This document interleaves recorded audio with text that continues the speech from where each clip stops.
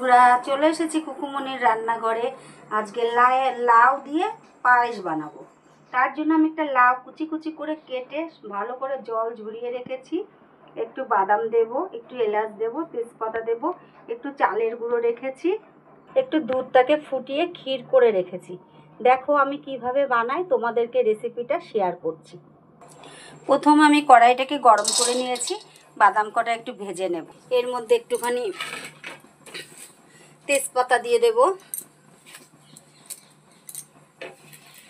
এলাচ দিয়ে দেব। এই যে এলাচ দিচ্ছি, দেখো এলাচ দিয়ে দিলাম, দিয়ে এটাকে আর একটু নাড়বো। একটু বাদাম কটা ভেজে নেব। বাদাম ভাজায় তেল দেব না, শুধু বাদাম ভাজবো। বাদাম কটা ভেজে নামিয়ে রেখেছি। এবার আমি এর মধ্যে একটু ঘি দেব। দেখো বন্ধুরা, একটু বেশি ঘি দেব। ঘিয়ের মধ্যে একটা তেজপাতা দেব।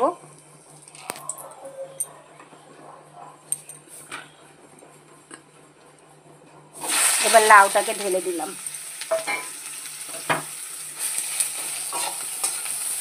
এই লাউটারে ঘি দিয়ে সুন্দর করে ভেজে নেব।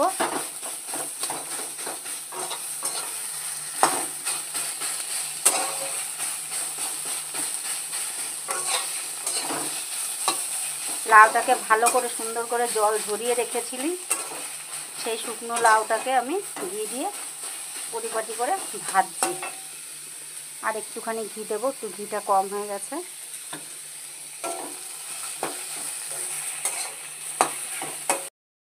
সুন্দর করে আমি লাউটাকে একটু ভেজে নিয়েছি। আমার লাউ ভাজা হয়ে গেছে। দুধটাকে একটু ক্ষীর করে নিয়েছি, দুধের ক্ষীরটাও আমার হয়ে গেছে। এবার এই লাউটাকে আমি এই দুধের ক্ষীরের মধ্যে দিয়ে দেব। ক্ষীর করে রেখেছি আমি।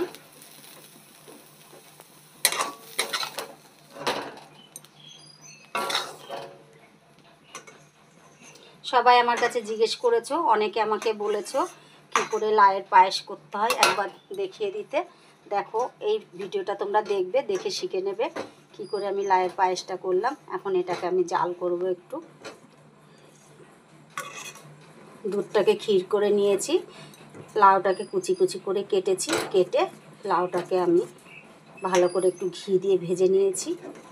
এটাকে এখন আমি ভালো করে ফুটাবো। আমি বাদামটাকে ভেজে রেখেছিলাম, এই বাদামটা আমি কতগুলো নেব, নিয়ে